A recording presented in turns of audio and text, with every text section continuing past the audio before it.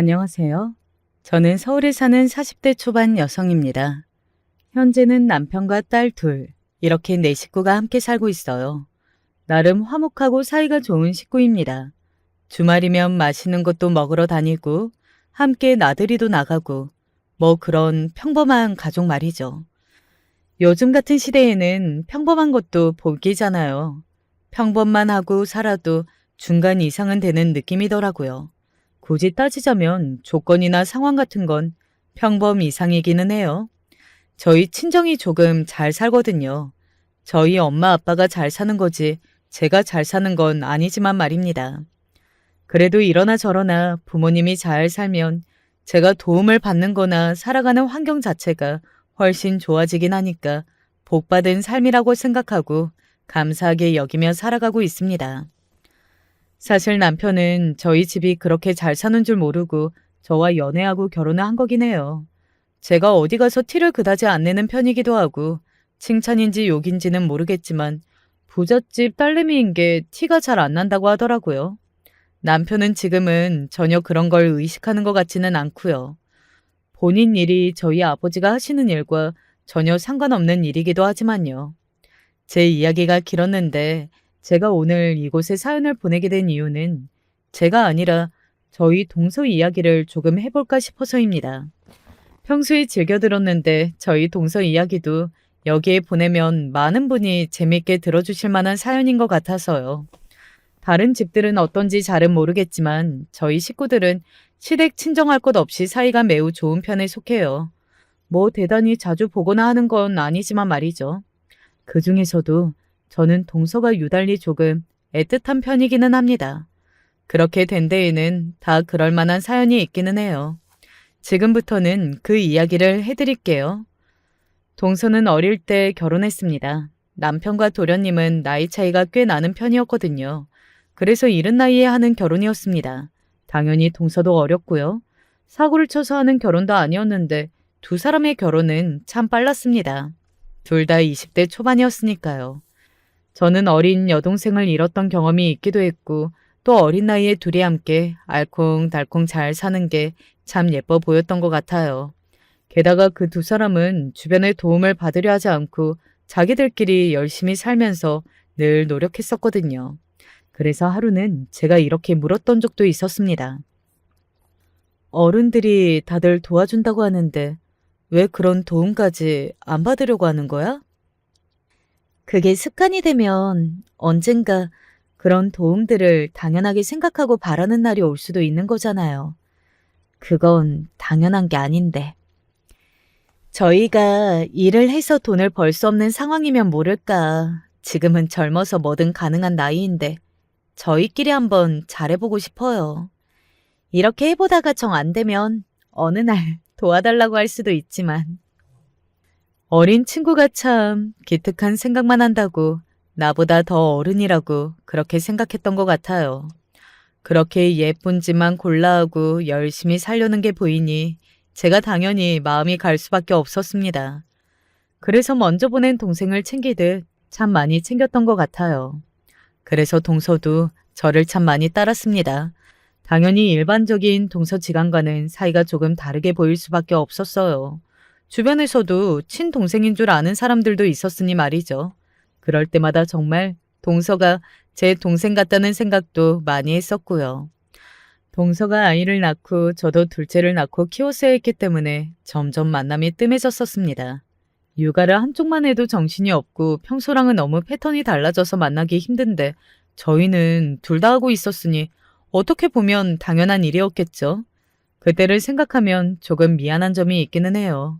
동서는 어렸고 아이를 낳고 키우는 게 처음이었는데 그래도 더 어른이고 경험도 있는 제가 도와줄 수 있었을 텐데 하고 말이죠. 아무튼 그렇게 서로 정신없어서 연락은 평소만큼 자주 주고받지 못하던 어느 날이었습니다. 늦은 밤에 동서에게 전화가 왔어요. 무슨 일이지? 순간 쎄한 느낌이 쓱 하고 스쳐 지나갔던 것 같아요. 왜 그런 느낌 있잖아요. 평소에 연락이 오지 않던 시간에 예사롭지 않은 타이밍에 전화가 온다.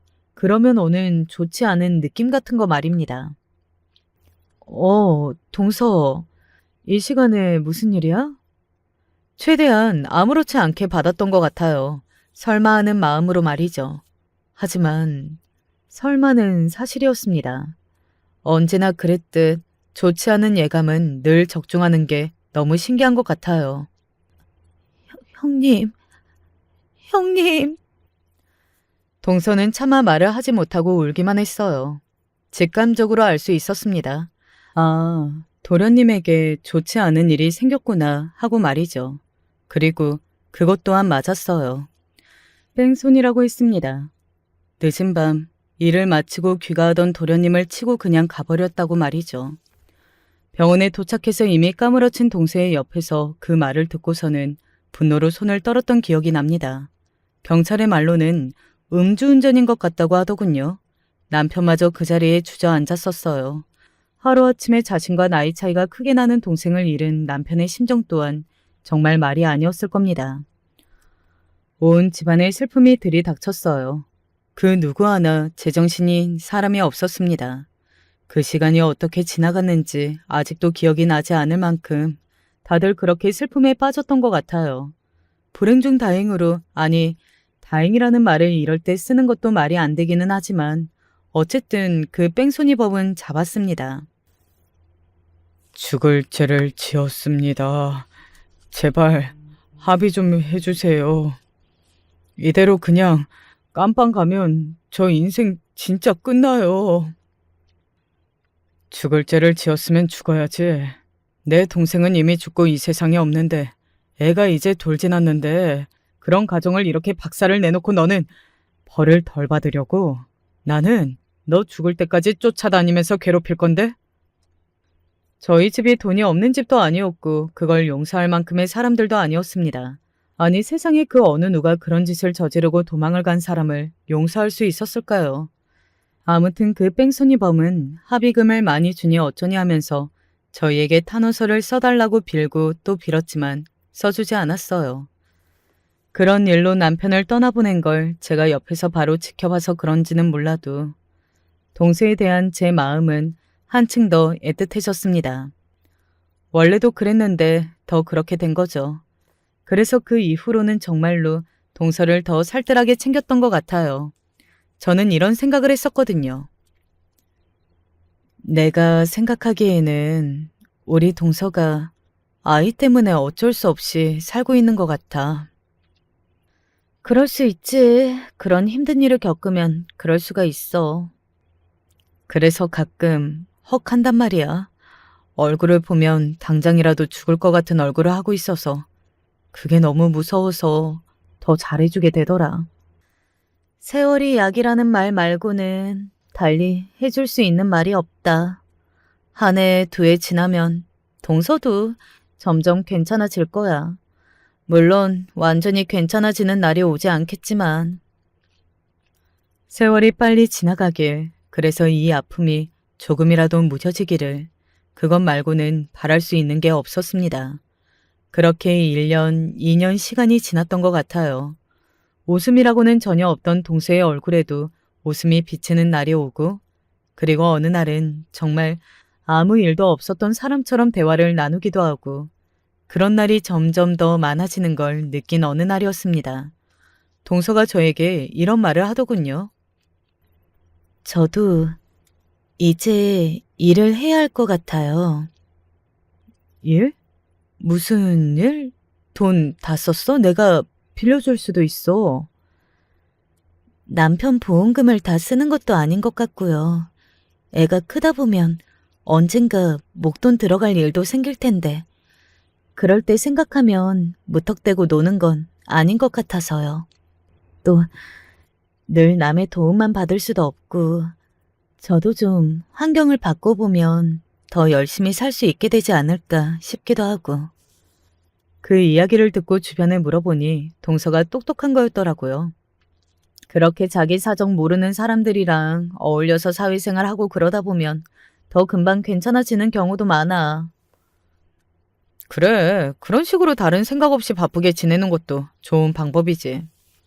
제 친구 중에 정신과 의사인 친구가 있었는데 그 친구가 그렇게 이야기하는 걸 보고 제가 나서야겠다고 생각했습니다. 저희 아버지가 하는 회사에 동서를 소개하기로 한 겁니다. 다만 동서가 주변에 도움을 받는 걸 부담스러워했고 또 폐를 끼친다고 생각하는 걸 알았기 때문에 동서에게는 비밀로 하기로 했어요. 자연스럽게 동서에게 이런 회사도 있는데 한번 지원해봐라 하고 알려준 다음 좋은 조건으로 일을 할 수 있게 도왔습니다. 물론 나중에 알게 되면 동서가 미안해하거나 부담스러워할 수도 있다는 생각은 했지만 당시에는 그렇게라도 도와주고 싶었어요. 그리고 동서가 제대로 된 경력이 없는 사람이었기 때문에 취직이 잘 되지 않고 있었거든요. 그걸 알고 옆에서 지켜보는데도 가만히 있을 수는 없었습니다. 그렇게 동서에게 일자리를 마련해주고 시간이 조금 지난 어느 날이었어요. 일 때문에 바빠서 얼굴을 제대로 보지 못했다가 오랜만에 밖에서 밥을 먹었습니다. 언젠가부터 자기가 월급을 받았는데 저한테 꼭 밥을 사고 싶다고 계속해서 말을 해왔었거든요. 일은 할만해? 네, 아무래도 처음이라 힘든 부분도 있기는 한데 확실히 움직이고 다양한 사람들을 만나고 하다 보니까 그 전보다는 지낼 만한 것 같아요. 정말 다행이라고 생각했습니다. 동서의 표정 또한 그 전보다 훨씬 생기가 있어 보였고요. 사람이 하는 일이 생기면 활력이 생긴다고 하더니 그런 것 같았어요. 그래서 저도 동서에 대한 걱정을 그 전보다는 덜었던 것 같아요. 그렇게 또 얼마간의 시간이 지났습니다. 요즘 동서 얼굴 보기 힘드네. 회사 일이 너무 바빠서요. 그러게, 목소리도 많이 안 좋네. 그렇게 바빠? 바쁜데 괜찮아요. 오히려 이게 나은 것 같기도 하고. 그때는 그냥 바쁘지 않은 것보다 바쁜 게 도련님 생각을 덜 하게 되니까 그게 낫다는 말이겠거니 했던 것 같아요. 다른 이유일 거라고는 생각조차 하지 못했던 것 같습니다. 더구나 제가 소개해준 자리에 저희 아빠가 하는 회사였잖아요. 그래서 동서에게 뭔가 부당한 일이 있거나 그런 처우를 당하고 있다는 걸 상상조차 하지 못했던 것 같아요. 그렇게 그런 생각은 하지도 못하고 있던 어느 날이었습니다. 애가 요즘 표정이 정말 안 좋아. 회사에서 무슨 일이 있는 건 아닌지 걱정될 정도라니까. 그래도 회사에서 무슨 일이 있으면 그게 그래도 다행한 일 아니요. 너나 내 생각해서 그렇게 표정 안 좋은 것보다야 낫지? 조카를 시댁에서 봐주고 계셨거든요. 아무래도 일을 하면서 아이까지 키우는 건 불가능한 일이잖아요. 그래서 동서가 늘 퇴근길에 시댁에 맡겨둔 조카를 데려갔었는데 요즘 어디 정말 안 좋은 일이 있는지 동서의 얼굴이 좋지 못하다는 이야기를 시댁 어르신들을 통해 듣게 된 겁니다. 그네 네가 무슨 일 있는지 조금 물어봐라. 그 성격에 잘도 이야기하겠다. 걱정 끼치는 거 싫어서 맨날 억지로 웃으면서 집에 들어오는 애를. 그래도 우리보단 속내 털어놓기 쉬운 거 아니에요. 시댁 어르신들도 동서가 영 걱정이 되는지 저를 불러다 한번 물어보라고 하시더군요. 시댁 어르신들은 동서를 진심으로 걱정했거든요. 진심으로 새 출발을 했으면 좋겠다고 늘 이야기하셨습니다. 저 어린 나이에 혼자 애를 키우고 사는 게 너무 안 됐다고 말이죠. 여차하면 조카도 두 분이 책임진다는 말을 자주 하셨었고요. 그럴 때마다 동서는 그럴 생각이 전혀 없다며 손사래를 쳤지만 말입니다. 네, 제가 한번 물어볼게요. 걱정하시는 시댁 어르신들에게 그렇게 이야기한 뒤 동서에게 연락했습니다. 동서, 시간 될 때 얼굴 한번 보고 밥이나 먹자. 네, 지금은 제가 너무 바빠서. 하는데 동서의 뒤로 누군가가 소리를 지르는 목소리를 들었습니다. 남자 목소리였는데 지금 업무 통화하는 거 아니지? 뭐 이런 목소리였던 것 같아요.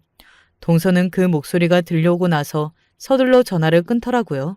그때는 누군가가 동서를 괴롭힌다는 생각을 직접적으로 하지는 못했던 것 같아요. 아마 직장 내부에서 너네 동서를 별로 안 좋아하는 사람들이 있을 수는 있어. 왜? 경력도 없는데 대우 좋게 들어간 거 아니야? 그러면 아무래도 질투하는 사람들이 생길 수밖에 없지. 아무래도 그런가? 아무래도 그렇지. 이럴 때는 그냥 모르는 척 하고 있는 게 좋아. 그래도 도와주고 싶은데. 어설프게 도와줬다가는 네 동서 진짜 사내에서 왕따 된다.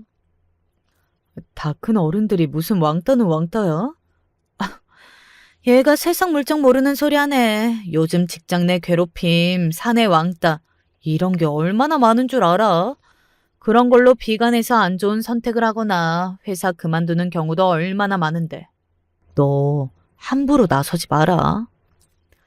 친구들에게 그런 이야기를 들으니 제가 함부로 나서기도 그렇더라고요. 물론 제 전화 한 통이면 도와준다고 하는 사람들이 많을 건 뻔했습니다. 저희 아빠 회사니 당연히 그럴 수밖에 없었고요. 하지만 섣불리 도와주겠다고 나선 행동이 오히려 사태를 더 악화시킬 수 있다는 이야기는 친구들을 통해서 듣고 나니 무슨 문제인지 알아보는 것도 조금 염려가 되더라고요. 뭐 어찌되었든 동서를 그 뒤에 한번 만나기는 했습니다. 안색이 좋지 않더라고요. 시댁 어르신들이 왜 그렇게 걱정을 했는지 단번에 알 수 있는 얼굴을 하고 나타났습니다. 동서, 요즘 회사 일이 많이 힘들어? 아니요. 남들도 저만큼은 다 힘들걸요? 동서는 걱정을 끼치기 싫다는 듯 그렇게 말을 돌리더군요. 하지만 저도 쉽게 물러설 생각은 없었습니다. 얼굴을 보니 걱정이 더 되더라고요. 아니, 그래도 얼굴이 많이 안 좋은데 힘들면 그만두고 다른 일 찾아보는 것도 생각해봐. 정말 그렇게 무리해서 다닐 필요 없어. 정말 괜찮아요. 형님, 회사 일이라는 게 힘들 때도 있고 그런 거죠. 뭐, 다들 저만큼은 힘들걸요? 저야 처음 해보는 일이니까 더 힘든 거고. 그래도 정말로 견디기 힘들 만큼 힘이 들면 그때는 형님에게 꼭 말할게요. 정말로요. 지금은 진짜 괜찮아요. 그렇게까지 말하는데 제가 거기서 뭘 더 할 수 있었겠나요? 그냥 그러겠다고 하고 그날은 그렇게 대화를 끝냈습니다. 그리고 집으로 돌아와서 남편과도 이야기해봤지만 남편도 처음 하는 사회생활이면 적응하기까지 시간이 조금 걸릴 수 있다고, 그리고 정 힘들면 본인이 이야기해준다고 하니 믿고 두고 보자고 그러더군요. 많은 분이 여기까지 들으시면 제 친구들이나 남편의 이야기가 다 맞으니 제가 유난을 떠는 걸로 생각하실 수도 있기는 할 겁니다. 제가 실제로 동서에 대해 각별하게 생각했던 것도 맞기는 하니까요. 하지만 직접 만나서 얼굴을 보고 했던 사람들이 느끼는 것들이 있잖아요. 시댁 어르신들이 동서의 얼굴을 보면서 진심으로 염려했던 것처럼 말입니다. 남편과 친구들의 말을 들어도 계속 그날의 좋지 않았던 동서의 얼굴만 떠올랐습니다. 어딘가 생기가 없어 보이고 지칠 대로 지쳐있는 그 얼굴 말입니다. 그래서 도저히 가만히 있을 수가 없겠더군요. 며칠을 고민했던 것 같습니다. 자연스럽게 동서가 일하던 곳에 찾아가서 동서나 그 회사 사람들에게 부담을 주지 않으면서 동서가 회사 일을 어떻게 하고 있는지 살펴볼 방법을 말이죠. 머리를 굴린 끝에 평소에 조금 친하게 지내던 아빠 회사 임원분 한 분에게 오랜만에 얼굴을 뵙고 싶다고 연락했어요. 그리고 회사 근처에서 밥을 먹기로 했습니다. 오랜만에 이렇게 얼굴 보니까 좋구나. 김 이사님도 잘 지내셨죠? 그럼 나야 잘 지냈지. 이렇게 종종 얼굴 보면서 지내자. 나도 늙으니 예전에 알던 사람들이랑 만나면 참 반갑고 그렇더라. 그렇게 한창 대화를 나누다가 자연스럽게 오랜만에 회사를 조금 둘러보고 싶다고 이야기했고 그러라고 허락을 받았습니다.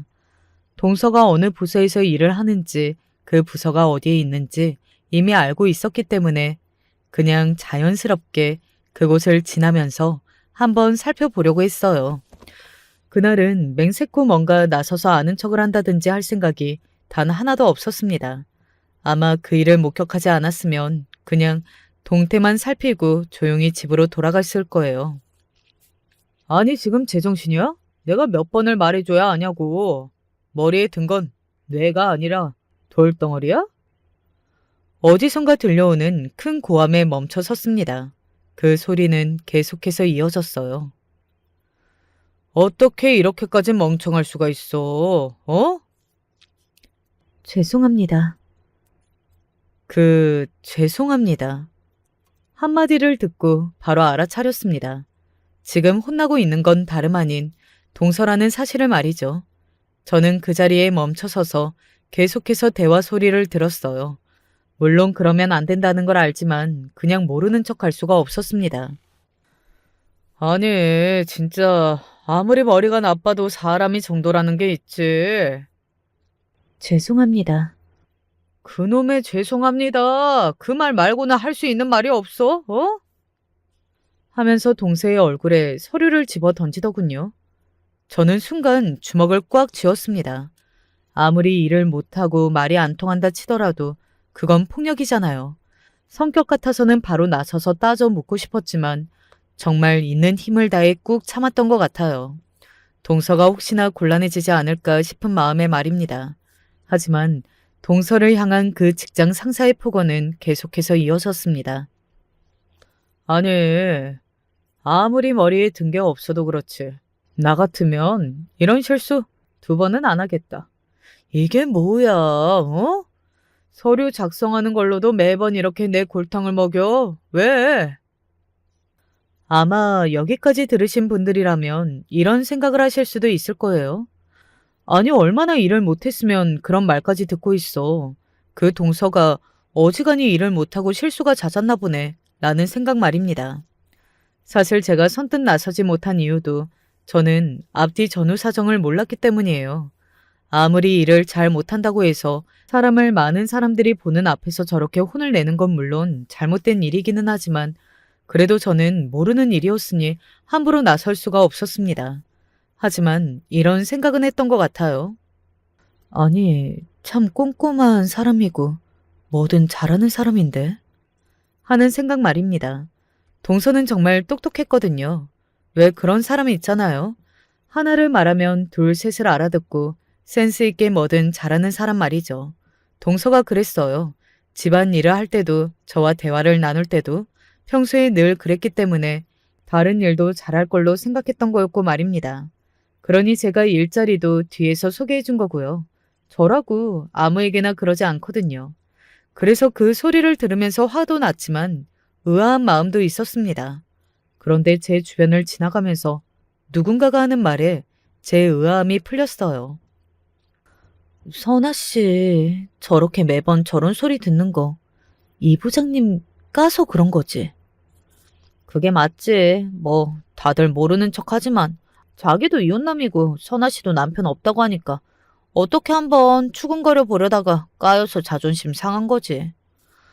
와, 진짜 찌질하다 찌질해. 인간이 어떻게 저렇게 찌질하냐? 그러게나 말이다. 저렇게 찌질한 이혼도 당하는 거 아니니? 그런 말입니다. 아니나 다를까 그런 일이 있었더라고요. 그 대화를 들으니 앞뒤 상황이 다 이해가 되었습니다. 그러니까 동서가 일을 정말로 잘 못해서 저렇게 말도 안 되는 폭언을 듣고 있던 게 아니라 다른 부당한 이유가 있었던 거예요. 그건 앞서 들으신 것처럼 동서를 어떻게 한번 해보려다가 실패한 이유였고 말입니다. 그 이야기까지 듣고 나니 더 참을 수가 없어졌습니다. 그런데도 바로 나서지 않았던 건 동서가 제가 뒤에서 도와준 상황을 하나도 몰랐기 때문이었어요. 하지만 저를 나설 수밖에 없게 만드는 폭언들은 계속해서 이어졌습니다. 과분연 받아줬으면 일을 좀 제대로 해야 할 거 아니야. 그 말에는 가만히 앉아서 듣고 있던 다른 직원들도 놀라는 게 보였어요. 어떻게 그런 단어를 입에 담을 수 있지? 하고 경악하는 듯 서로를 마주보는 게 제 눈에도 보였습니다. 평소에 그런 말을 하는 사람이라면 그간 동서를 얼마나 괴롭혀왔는지도 단번에 알 수 있는 문제였어요. 동서가 저 사람 때문에 힘들어하고 있었다는 걸 알 수 있었습니다. 그리고 무슨 자기가 붙여줘요. 입은 삐뚤어졌어도 말은 바로 하랬다고 제가 뒤에서 몰래 붙여준 거였는데 말입니다. 아니, 진짜 너무한 거 아니야? 내가 봤을 땐 이 부장 저 인간 선아 씨 그만두게 하려고 저러는 것 같아. 네가 봤을 때도 그렇지. 쪽팔리잖아. 들이대다가 까인 거. 아마 선아 씨 볼 때마다 생각나서 저러는 걸걸? 저런 인간들은 원래 그런 거에 더럽게 집착하니까. 저는 자세한 정황은 잘 몰랐지만 제가 느끼기에도 그런 것 같았어요. 그 짧은 순간에도 제가 느낄 수 있는 정도면 아마 다른 직원들은 다들 느끼고 있었겠죠. 저는 더 이상 참을 수 없었습니다. 제가 나서야겠다고 생각했어요. 이래서 나이 많고 멍청하고 집에서 애 키우는 거 말고는 할 줄 아는 여자들 불쌍하다고 받아주고 그러면 안 된다니까? 말씀이 너무 심하신 거 아니에요? 나서려던 제가 그 자리에 다시 한번 멈춰 섰습니다. 계속 고개를 숙이고 죄송하다고만 이야기하고 있던 동서가 그 상사의 말에 처음으로 대받아친 겁니다. 그 상사는 네가 지금 나한테 말대꾸를 한 거야? 하는 얼굴로 동서를 바라봤습니다. 너 지금 뭐라고 했어? 아무리 그래도 말씀이 너무 심하신 것 같다고 했습니다. 이년이 지금 미쳤나? 너 제정신이야? 그 이부장이라는 인간은 동서의 대받아침에 굉장히 자존심이 많이 상한 듯 얼굴이 시뻘개져서 소리를 지르더군요. 꽤 멀리 떨어져 있는 저도 귀가 아프다고 생각될 만큼 큰 소리였습니다. 당연히 그 주변에 있던 다른 직원들은 인상을 찌푸리며 귀를 막았고 말이죠. 이년이 진짜 봐주니까 눈에 뵈는 게 없냐? 부장님이 언제 저를 봐주셨는데요? 진짜 보자 하니까. 그놈은 이성을 잃은 듯 눈이 획 하고 돌더니 손을 번쩍 들었습니다. 누가 봐도 동서를 한 대 칠 기세였어요. 저는 이제 나설 수밖에 없다고 생각했습니다. 아니 그런 생각을 하기도 전에 이미 그 두 사람에게 다가갔어요. 이렇게 말하면서 말이죠. 그만하시죠. 꽤 큰 소리로 그렇게 이야기하며 두 사람에게 다가갔기 때문에 온 사무실의 사람들의 시선은 당연히 저에게로 향했습니다. 동서가 저를 확인하고 눈이 더 커질 수 없게 커지는 걸 봤어요. 누구세요? 누구신데 남의 부서 일에 참견이십니까? 그놈은 순간 제가 다른 부서의 직원이라고 여긴 것 같더군요. 뭐 회사 안에서 그렇게 나서면 나왔으니 그렇게 생각하는 게 자연스럽기는 했습니다. 형님이 여긴 어떻게... 하지만 동서가 저를 형님이라고 부르는 순간 그 동서의 상사 표정이 순식간에 구겨졌어요. 제가 그 회사의 직원이 아니라는 것을 알게 된 거죠. 그리고 눈을 아래로 내리깔며 저를 바라봤습니다. 본격적으로 무시를 하기 시작한 거예요. 형님, 오선아 씨 형님 되시는 분이세요? 네, 그런데요. 여긴 어떻게 들어오신 건데요? 가득히 안 찍고서는 못 들어오는데. 그게 그쪽이랑 무슨 상관인데요? 다 들어올 만하니까 들어온 거지. 개나 소나 다 들어오고 경비 가만두면 안 되겠네. 그런 대먹지도 못한 말까지 짓거리더라고요. 어디서 부장 주제에 경비하시는 분을 가만두면 된다고 안 된다를 짓거리는 건지 너는 뭐가 되니? 하고 뒤통수로 한 대 후려 갈기고 싶었습니다. 아마 평소라면 그렇게 했을지도 몰라요. 자리가 자리이니만큼 참은 거죠. 네가 뭔데? 뭐요? 네가 뭔데 함부로 누굴 가만두니 아니니 소리를 짓거리냐고. 그렇게 이야기하며 일부러 그놈이 앉은 자리에 명패를 보고 말했습니다. 부장? 부장 주제에 지금 누굴 가만두니 아니니 소리라 하고 있는 거야?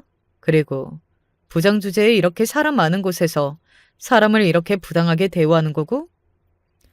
이에는 이, 눈에는 눈. 누군가를 개무시하면 똑같이 개무시를 해주면 됩니다. 그리고 저는 그럴 수 있는 사람이었잖아요.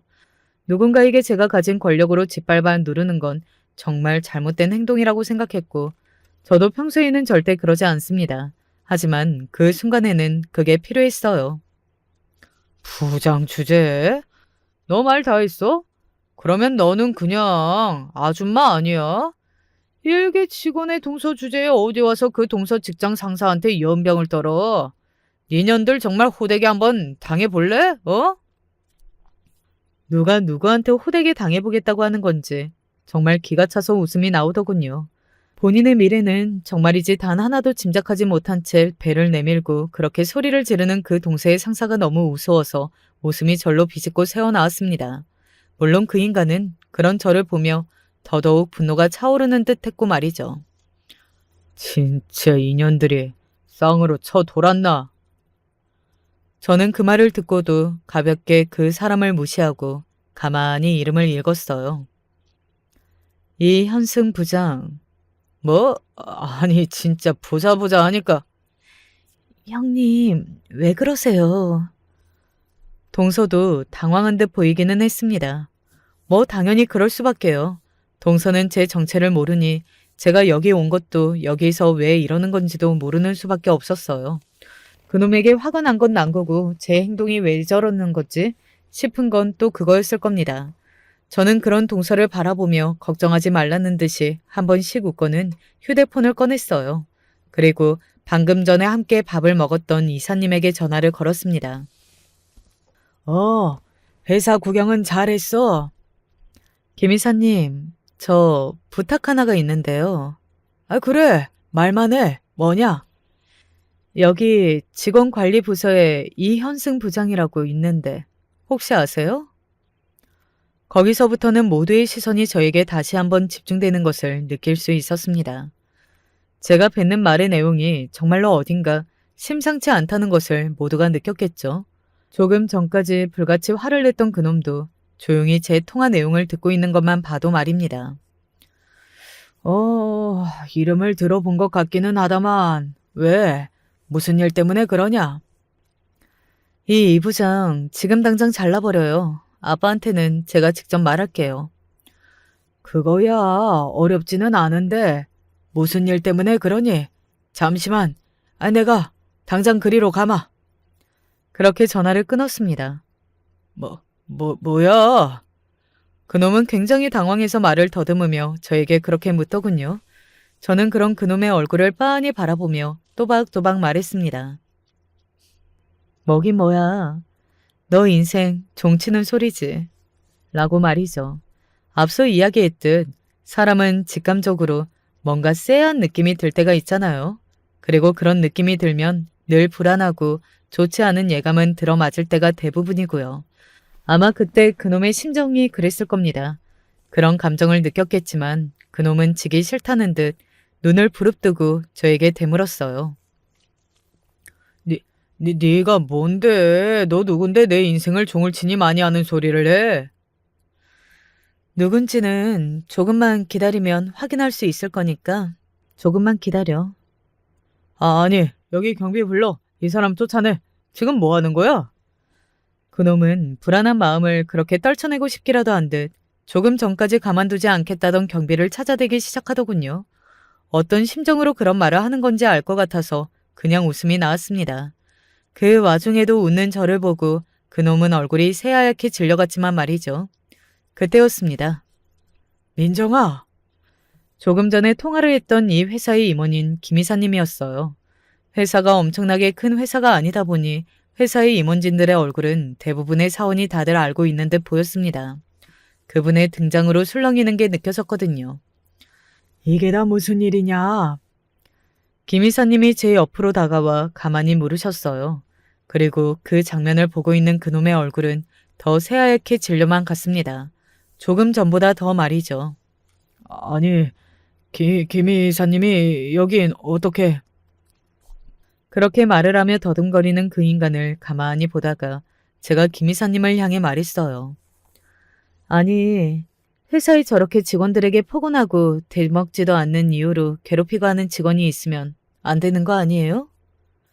직원을 괴롭히고 폭언을 해? 김 이사님이 그렇게 이야기하며 그놈을 바라봤습니다. 그놈은 쫄은 게 보였어요. 고개를 숙이며 일단은 사과하더군요. 업무 시간에 직원에게 해서는 안 되는 말을 한 건 인정합니다. 일을 너무 못해서 답답한 마음에 그만 저도 모르게 실언했습니다. 하지만 그 이상 다른 행동을 하거나 한 건 아닙니다. 정말 저도 모르게 비웃음이 비집고 나오더군요. 그리고 그런 저를 보면서 그놈은 또다시 열받은 것 같더라고요. 상황 파악을 못해도 정도가 있지 그러니 그런 짓도 하고 다니는 거겠지만 말이죠. 물론 제가 해서는 안 될 말을 해서 잘못을 물으신다면 그 부분은 사과하겠으나 회사와 아무 관련 없는 타인이 이사님이랑 아는 사람이라는 이유 하나만으로 누구를 자르라는 둥 하실 권리는 없다고 생각합니다만. 언뜻 들으면 맞는 말 같기도 했지만 그 인간은 이미 뒤에서 수작질을 여러 번 하다가 그게 안 통하니 동서에게 화풀이하는 거라는 걸 제가 들은 뒤였고, 다른 직원들도 그놈을 질겁하는 걸 봤기 때문에 그 자식의 말을 당위성이 없었습니다. 그리고 그놈이 결정적으로 모르는 게 하나 있었어요. 저는 김 이사님과 아는 사이인 게 아니잖아요. 그놈은 제가 김 이사님이랑 아는 사이인 정도로 보고 그런 말을 한 것 같았습니다. 그런 말을 직원들 앞에서 아무렇지 않게 서슴없이 하는 사람이 버젓이 회사 안에서 일을 하고, 그런 사람을 많은 직원이 상사로 모셔야 한다는 건 부당한 일이 아닐까 싶은데요. 그리고 사내 분위기를 위해서라도 그건 좋은 일이 아니지 않겠어요? 제 말에 그놈은 인상을 팍 쓰더군요. 아니 대체 그쪽이 우리 회사 뭐라도 되느냐 지금 계속 이런 말을 하는데, 임원분과 개인적인 친분이 있다는 이유 하나만으로 모든 걸 마음대로 할 수 있는 것처럼 구는 게 굉장히 주제 넘다고 생각 안 하세요? 내가 임원분 하나 안다고 그랬어요? 제가 그렇게 반문하자 다시 한번 정적이 흘렀습니다. 아마 그 인간은 다시 한번 쎄한 그 감정을 느꼈을 거예요. 다시 말을 더듬기 시작했거든요. 그럼 여러 명이라도 안다는 거예요? 그 말에 제가 픽 하고 웃었습니다. 그러고는 말했어요. 여러 명 알고 또 이 회사에 지분이 있으면 이런 말할 자격 충분한 거죠. 지분이라고요? 아마 그 인간은 그때까지만 하더라도 제가 숨겨진 대주주쯤 되나 이런 생각을 했을 겁니다. 정황상 그렇게 생각할 수 있었어요. 회사의 임원진도 안다고 하고 지분이 있으면 어쩌고 하는 말을 했으니까요. 하지만 이건 꿈에도 몰랐을 겁니다. 아버지 좀 불러주세요. 제가 이 회사 오너의 딸이라는 사실을 말입니다. 김 이사님이 잠시 통화를 하겠다며 사무실을 나갔고, 그와 동시에 사무실의 모든 직원이 웅성거리기 시작했어요. 갖가지 추측들이 오고 갔습니다. 그 중에는 회장님 따님인 거 아니야? 하는 말도 있긴 했던 것 같아요. 형님, 이게 어떻게 된 일인지. 동서가 놀란 눈으로 저에게 다가와 그렇게 말했습니다. 저는 일단은 동서에게 사과했어요. 동서의 허락 없이 몰래 이 회사에 취직시킨 거였고, 또 그로 인해 겪은 일이었잖아요. 그리고 말하지 않은 것도 미안했고요. 미안해. 동서가 다 알면 내 도움은 받지 않을 것 같아서 말 안 했어. 제가 동서에게 사과하고 있는데 누군가가 사무실 문을 벌컥 열고 안으로 들어왔습니다. 아빠였어요. 여기 이 사람들은 회장님으로 알고 있는 저희 아빠요. 이게 다 무슨 일이냐? 대충 듣기는 했다만. 그냥 저 사람만 잘라주시고, 그리고 사내에서 이런 직장 내 괴롭힘 같은 게 더 있는지 아버지가 조사를 좀 해주세요. 제 입에서 나온 아버지라는 말에 모두가 그 자리에서 굳는 게 느껴졌습니다. 그리고 그놈의 얼굴은 더 이상 하얗게 질릴 수 없을 만큼 새하얗게 질렸어요. 나중에 회사 안에서 돈 소문으로는 그때 그놈이 오줌을 지르는 걸 봤다는 사람도 있더라고요. 그만큼 겁이 났을 거긴 합니다. 그 상황에서 회사의 오너가 나타날 거라고는 그 누구도 상상하지 못했을 테니 말이죠. 그놈은 그제야 바닥에 납작 엎드려 사과를 하기 시작했습니다. 죄송합니다. 제가 죽을 죄를 지었습니다. 다시는 이런 일이 발생하지 않게 하겠습니다. 한 번만 용서해 주세요. 그 사과가 진심일 거라고 그렇게 생각하지 않았습니다. 아마 그곳에 있는 모두가 저와 같은 생각이었을 거예요. 그 상황에 겁을 먹고 하는 사과일 뿐이었죠. 그리고 제가 누군지 알았으니 더더욱 말입니다. 하지만 저는 그냥 넘어갈 생각이 없었습니다. 그런 인간은 큰 코를 한번 다쳐봐야 했어요. 그렇다고 한들 정신을 차리지는 못하겠지만요. 그날은 일단 그렇게 마무리했습니다. 그냥 거기서 그 인간을 더 작사를 내고 싶었지만 동서가 혹시나 더 곤란해지지 않을까 해서 그냥 그만뒀던 것 같아요. 물론 그렇다고 그 인간을 그대로 내버려둘 생각은 없었지만 말이죠. 동서와는 긴 이야기를 나눴습니다. 물론 제가 몰래 취직을 시켜준 것에 대해서 아무렇지 않아 한 건 아니었어요. 본인은 본인 능력으로 취직이 되었다고 생각하고 있었고 또 본인이 그렇게 본인은 아니었지만 낙하산으로 채용이 된 거면 다른 누군가의 기회를 뺏는 게 아닌가 하는 걱정을 하더라고요. 뭐 그마저도 참 동서 같았지만 말이죠. 하지만 도와주고 싶었던 제 마음과 그리고 다른 누군가의 자리를 빼앗은 게 아니라는 말에 더 이상 다른 말 없이 넘어갔던 것 같습니다. 물론 속으로는 어떤 생각을 더 하는지는 모르겠지만 일단은 제 진심을 아니까 별 말을 하지 않았던 것 같아요. 회사를 그만두거나 그러지는 마. 들어보니까 동서 일 너무 잘한다고 다들 그랬다던데?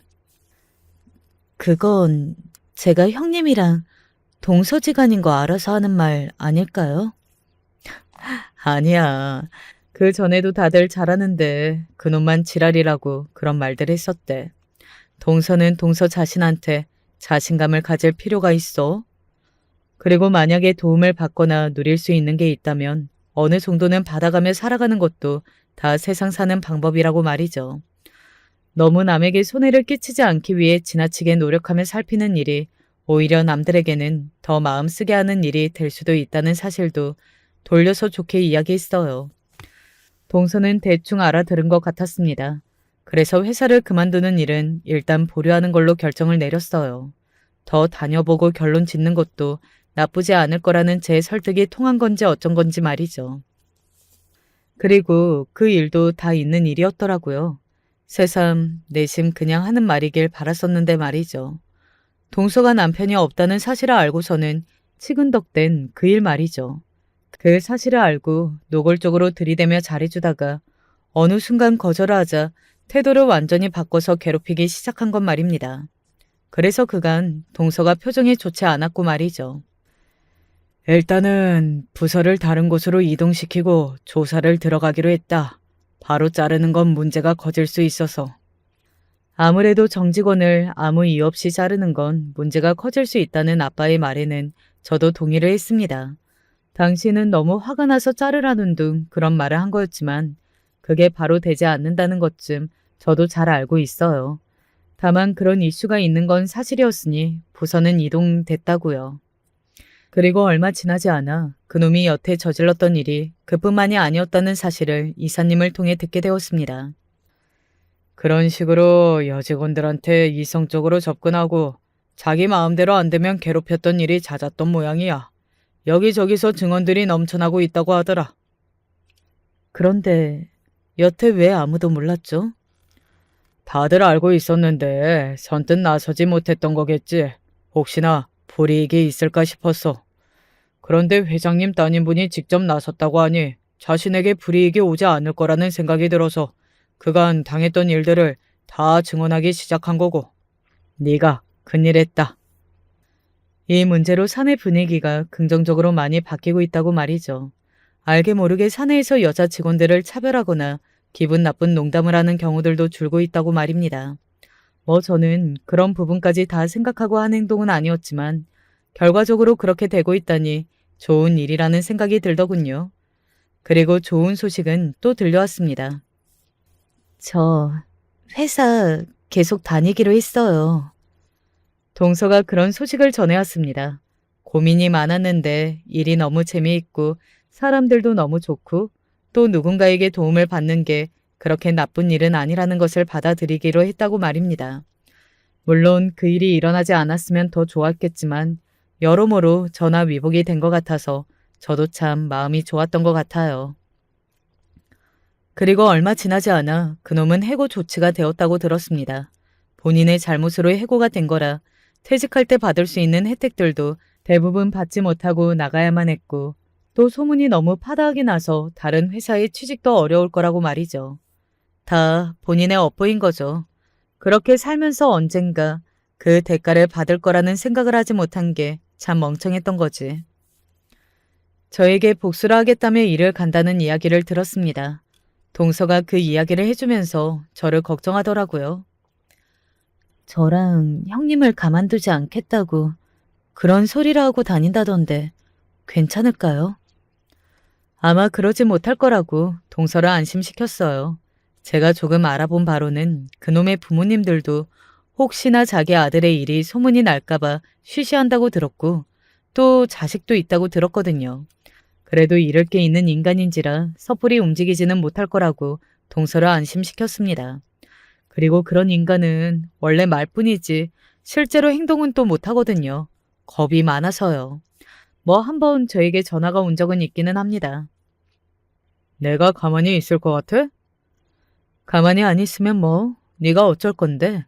뭘 할 수 있는데? 복수할 거야. 내가 무슨 짓을 할지 무섭지 않아? 그러는 너는 내가 무슨 짓을 할지 안 무섭냐? 나는 이미 회사도 잘렸는데 네가 그거 말고 나한테 무슨 짓을 더 할 수 있는데? 그렇게 말하는 그 인간에게 자신의 처지를 다시 한번 일러줬습니다. 너는 부모도 있고 너 자식도 있잖아. 그런 제 말에 순식간에 입을 다물고 조용해지더군요. 그리고는 제가 할 소리를 본인이 하더라고요. 지금 협박하는 거야? 말은 바로 하자. 네가 먼저 나한테 전화해서 가만 안 둘 거라는 둥 개소리 대면서 협박한 게 먼저다. 너희 부모님 지인들에게 그리고 자식들에게 아들이 그리고 아빠가 어떤 인간인지 다 소문내고 싶지 않으면 조용히 닥치고 없는 듯 살아라. 라는 제 말에 씩씩거리며 전화를 끊더군요. 알 수 있었습니다. 다시는 이런 일로 저희 신경을 긁는 일은 없을 거라고 말이죠. 그런 인간들은 그렇게 겁을 주면 정말 쥐죽은 듯이 살 인간들이거든요. 꼴의 가족들에 대한 체면은 중요하게 생각해서 말이죠. 그 일은 그렇게 모두 다 마무리가 되었습니다. 동서는 저희 아빠 회사를 잘 다니고 있고 그 일로 사내 분위기는 굉장히 좋아졌으며 또 그 이후로 동서는 회사에서 여직원들에게 굉장히 인기가 많아졌다고 하더라고요. 요즘 둘째 표정이 너무 좋지 않니? 회사 일이 좋게 잘 해결이 된 것 같더군요. 시댁 어르신들은 다들 모르세요. 괜히 그런 일 전하면 속상해 하실 것 같아서 말하지 않았거든요. 어쨌든 어르신들이 보기에도 동서가 좋아진 게 눈으로 보일 정도면 이제는 안심을 해도 되지 않을까 하는 마음이 들었던 것 같습니다. 제 이야기는 여기까지입니다. 저는 다 해결이 되었고 시원한 이야기라 재밌게 썼던 것 같아요. 물론 들으시는 분들이 재미있으셨을지는 잘 모르겠지만 말입니다. 제가 이 사연을 쓰게 된 이유 중에 하나는 누군가를 동서와 같은 이유로 무시하거나 함부로 대하는 사람들이 혹시 있다면 그 사람들에게 그 업보는 반드시 돌아가게 되어 있으니 그런 이유로 사람을 막대해서는 안 된다는 사실을 알려주고 싶어서 쓰게 되었어요. 물론 저와 같이 복수를 해줄 사람들이 어디에나 존재하는 건 아니지만 말입니다. 제가 어디 가서도 다 도와드리고 싶은데요. 저는 이제 여기서 이야기를 마무리해야 할 것 같아요. 오늘 동서가 회사가 일찍 마치는 날이라 조카와 저희 아이들을 다 데리고 가까운 곳에 맛있는 걸 먹으러 가기로 했거든요. 아이들까지 다 같이 만나는 건 오랜만이라 아이들도 상당히 기대를 하고 있습니다. 다들 오늘만 기다렸어요. 남편은 자기도 가겠다고 했는데 제가 오늘은 아이들과 동서, 저 이렇게만 만나겠다고 했네요. 사실 여사들끼리 만나야 더 재밌잖아요. 남편은 물론 서운해했지만요. 요즘 날씨가 너무 꽤 더워져서 벌써 실내는 에어컨이 빵빵하더라고요. 이럴 때 냉방병 조심해야 하는 거 아시죠? 요즘 느끼는 거지만 정말로 건강이 최고니까 다들 언제 어디서나 늘 건강 조심하세요. 저는 이제 그만 줄이겠습니다. 끝까지 제 이야기를 함께 들어주셔서 감사합니다. 여러분들에게는 기분 좋은 일만 가득하기를 바랄게요. 안녕하세요. 어디에다가 하소연할 것도 없고 친구가 이곳을 알려줘서 어렵게 사연을 보내봅니다. 정말 남편 때문에 미치고 팔짝 뛸 노릇인데 제 이야기를 끝까지 들어주시고 많은 조언 부탁드립니다. 어렸을 적 어머니가 고생하던 것만 생각하면 지금 떠올려도 눈물이 날 정도입니다. 어머니는 요새 말로 효자 남편에게 잘못 걸린 케이스였습니다. 왜들 그렇게 남자들은 대리 효도를 좋아하는지 제가 어렸을 적부터 아빠의 강건한 권유로 인해서 저희 집에는 언제나 친할머니와 함께 있었습니다. 물론 아빠 입장에서는 일찍이 남편을 잃은 친할머니가 안쓰러웠을 겁니다. 당연히 자식으로서 걱정도 됐겠죠. 하지만 그러면 당연히 자식인 스스로가 돌봐야 하는 거 아닙니까? 아무리 기억을 되짚어봐도 어렸을 적 친할머니를 돌보는 것은 오로지 저희 어머니 몫이었어요. 엄마는 왜 맨날 할머니 옆에만 있어? 아무것도 모르는 어릴 때의 제가 어머니한테 그렇게 물으면 어머니는 늘 할머니는 몸도 마음도 외로운 분이야. 그러니까 엄마가 돌봐드리는 거고. 라고 이야기했습니다. 그렇게 어머니가 할머니를 돌보느라 힘들 때 아빠는 맨날 일이 바쁘니 뭐니 핑계를 대면서 집에 오면 할머니에게 오늘 잘 계셨냐는 말만 몇 마디 던지고는 바로 골아떨어지거나 아니면 본인이 좋아하는 축구 경기를 보기 바빴습니다. 그게 문제가 된다는 것을 인지했던 건 제가 중학생이 되었을 때입니다. 친할머니는 아주 나쁘신 분은 아니었지만 그렇다고 해서 어머니에게 살가운 분도 아니었습니다. 예, 밥 안 되었니? 어서 밥 좀 차려라. 네, 어머님, 잠시만요. 얼른 가져오래도. 넌 왜 이리 둔한 거냐? 시애미가 이때쯤이면 밥 먹는다는 거 몰라? 미리미리 준비를 해놨어야지. 시애미 모시는 게 어찌 예전 같지가 않구나. 젊을 적부터 몸이 약했다던 할머니는 나이가 들고서는 움직이는 게 불편할 정도로 힘든 상황이었고 그러다 보니까 자연스럽게 어머니를 여기저기 부려먹고는 했습니다. 하지만 문제는 주말에 어머니와 아빠가 함께 있을 때도 언제나 아들인 아빠한테는 아무 말도 안 하면서 어머니만을 불렀다는 겁니다. 할머니 자식은 아빠잖아요. 아빠 좀 시켜요. 왜 맨날 할머니 밥 차리고 집안 청소하고 그런 건 다 엄마가 해야 돼요? 뭐라고? 아니, 이 기집애가 지금 할매한테 뭐라는 거야? 너 안 되겠다. 일로 와봐. 혼 좀 나야 정신 차리겠구나. 어디 기집애가 할 말 못할 말도 못 가리고. 어렸을 적 제가 보기에도 너무 어이가 없어서 대놓고 친할머니에게 뭐라고 한 적도 있었습니다. 그리고 당연히 그날 집안이 뒤집어졌죠. 어머니도 할머니한테 그게 무슨 말버릇이냐며 저를 혼냈고 아빠와 할머니 역시 어린 게 발랑 까졌다느니 기집애가 못하는 말이 없다느니 하면서 저를 뭐라고 하기 바빴습니다. 물론 지금 저희 세대 역시 며느리로서 시부모를 모시는 게 어느 정도는 당연시되고는 했습니다. 요즘 젊은 친구들이야 그런 일 안 하겠지만요. 하지만 저는 그때부터 이미 왜 며느리가 꼭 시부모를 모셔야 하는지에 대한 의문을 가지고 있었습니다. 모시는 건 좋지만 그러면 당연히 자식과 며느리가 같이 모셔야 하는 건데 말이죠. 엄마도 엄마 인생 좀 살아요. 언제까지 친할머니 돌보려고 그래? 솔직히 친할머니가 그렇게 아프신데 아빠가 손 놓고 있다는 것도 난 이해가 안 되고. 그런 말 하지 마라. 너희 아빠가 바쁘고 힘드니까 그렇지. 엄마는 괜찮아. 난 엄마도 미련하고 할머니도 싫고 아무튼 다 믿고 싫어. 시간이 갈수록 할머니 몸은 더 약해져 갔습니다. 그럴수록 어머니 역시 더욱 힘들어져 갔죠. 매일매일 안색이 파리해지는 어머니가 걱정이 되어서 제가 일부러 쓴소리한 적도 있었습니다. 하지만 아무리 이야기를 해도 어머니는 그저 괜찮다며 자기가 할 수 있다며 그런 저를 말렸죠. 아무리 엄마가 괜찮다고 하지만 저로서는 이해가 가지 않았습니다. 만약에 어머니가 할머니 돌보는데 시간을 뺏기지 않았다면 쉬는 것도 훨씬 많이 쉴 수 있었을 테고 조금 더 여유 있게 사는 게 가능했을 텐데 차라리 어머니가 집에서 집안일만 하는 전업주부고 돈을 아빠만 벌어오면 또 몰랐을 겁니다. 하지만 당시 대부분의 월급을 아빠가 벌어오는 것은 맞았지만 어머니 역시 주방일 등을 하며 자그맣게나마 생활비를 벌고 있는 상황이었습니다. 은미야, 여기 와서 엄마 어깨 좀 주물러 줄래? 아이고, 어깨가 왜 이리 쑤시지? 엄마, 많이 아파? 어머니는 시어머니 돌보랴, 일하느랴, 몸이 10개호도 모자랄 정도로 힘든 삶을 사셨고, 그래서 어린 전 엄마가 아플 때마다 아픈 곳을 꾹꾹 주물러 드리곤 했어요. 물론 조금 크고 나서부터는 제가 옆에서 어머니를 도와드리고는 했지만 여전히 왜 친할머니를 아빠가 돌보지 않는가에 대한 의문은 가시지 않았습니다. 중학교를 지나고 고등학교를 지나고 제가 대학교 2학년이 됐을 때 드디어 어머니의 고생은 막을 내립니다. 할머니가 돌아가셨기 때문이었습니다.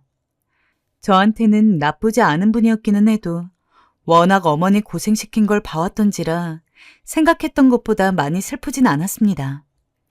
어머니 역시 슬퍼 보였지만 후련해 보이는 감이 더 컸습니다. 단언컨대 그럴만합니다. 할머니가 돌아가시기 전 약 2년 동안 어머니는 아마 그간 고생해온 것보다 훨씬 더 힘들었을 테니까요.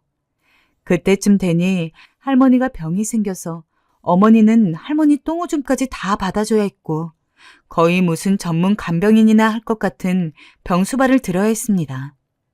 그런 과정을 보고 자라서인지 저는 아빠를 그리 좋아하지 않았습니다. 아무리 봐도 아빠가 옆에서 할머니 병수발을 도와줬다면 어머니가 훨씬 더 편한 마음으로 힘들지 않게 할머니를 도와드릴 수 있었을 것 같았거든요. 할머니 돌아가시고 3일간 장례식을 한 뒤 집에 오는데 분명히 하늘나라에 간 건 할머니건을 어머니가 더 당장 죽을 것 같은 얼굴을 하고 있었습니다. 분명히 젊고 예뻤던 어머니가 결혼을 하고 나서 할머니 돌보느라 자기 인생 없이 힘들게 살았던 시간들이 마치 제가 그렇게 지낸 것처럼 마음이 아프더라고요. 그리고 그 모습을 보면서 다짐을 했습니다. 내가 나중에 결혼을 하면 절대 효자 남편을 안 만날 거라고. 혹시나 효자 남편을 만난다고 하더라도 내가 나서서 시부모 모시고 살지는 않을 거라고요. 사실 부모님 모습을 봐오다 보니까 결혼이란 것을 꼭 해야 한다고 생각하진 않았습니다. 물론 부모님이야 빨리 결혼을 해라, 얼른 결혼해서 아이 낳고 해야지 안정된 가정을 이룰 수 있다며 제가 얼른 결혼하기를 바라셨지만 뭐 마땅한 사람이 없기도 했고 무엇보다도 아무나랑 결혼할 수는 없는 거니까 제 나름대로도 좋은 사람이 있어야 결혼을 하든 말든 고려라도 해볼 텐데 남자친구를 사귀어도 그렇게 오래 간 적이 없었습니다. 또 헤어졌어? 아니, 너는 어떻게 남자친구를 사귈 때마다 이렇게 금방 헤어지니? 걔가 이번엔 결혼하자고 하는 거야. 만난 지 1년도 안 됐는데 무슨 결혼? 아니, 싫다고 했더니 바로 헤어지자고 하더라. 아니, 너 나이면 이제 결혼 생각 할 만하지? 아니, 정말 안 할 거야, 결혼? 네, 남자친구와 이별이 빠른 이유는 간단했습니다. 남자들이 죄다 저를 사귄 지 얼마 되지도 않아서 은근슬쩍 결혼 이야기를 꺼내며 이제 우리 결혼하자. 부모님 먼저 뵈러 갈까? 라며 혼자 북치고 장구치고 하는데 어떻게 그런 사람이랑 오래 만나겠어요. 애초에 결혼 생각도 크게 없었기에 떡줄 사람은 생각지도 않는 발언이기는 했지만 아무리 그 남자와 결혼하지 않을 거라고 하더라도 애초에 결혼을 쉽게 생각하는 그런 마음을 가지고 있는 사람과 길게 인연을 이어가고 싶지가 않았습니다. 나중에 어머니 역시 제게 조심스레 물어봤지만 이 모든 이야기를 어머니에게 자세히 할 수는 없었기에 그냥 성격이 안 맞아서 취향이 나랑 달라서라며 핑계를 댔죠. 그러다 만나게 된 것이 지금의 남편이었습니다. 남편은 제가 사귄 남자들 중에서 처음으로 섣불리 결혼 이야기를 꺼내지도 않았으며 부모님에 대한 효심을 깊게 드러내는 말도 한 적이 없었습니다. 이 사람을 만나면선 결혼을 하게 된다면 이런 남자랑 하면 좋겠다라는 생각이 자연스럽게 들더라고요.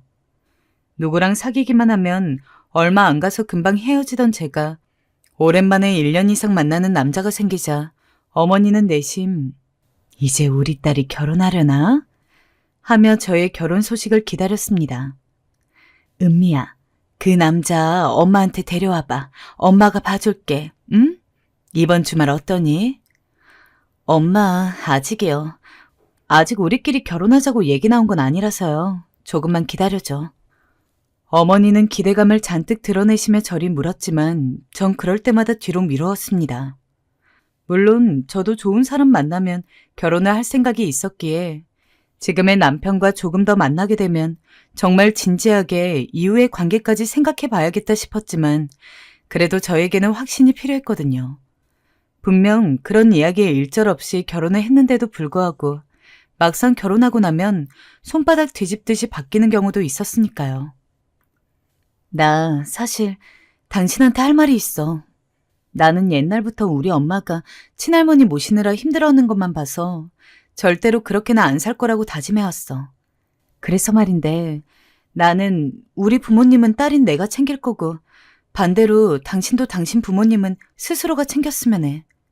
물론 반대로 당신한테 우리 부모님 수발 들어달라고 부탁하지도 않을 거야. 당신을 좋아하고 당신이랑 결혼하면 괜찮을 것 같다고 생각하고 있지만 이 부분이 나랑 맞지 않으면 나는 솔직히 지금 관계를 더 이어가는 게 힘들 것 같아.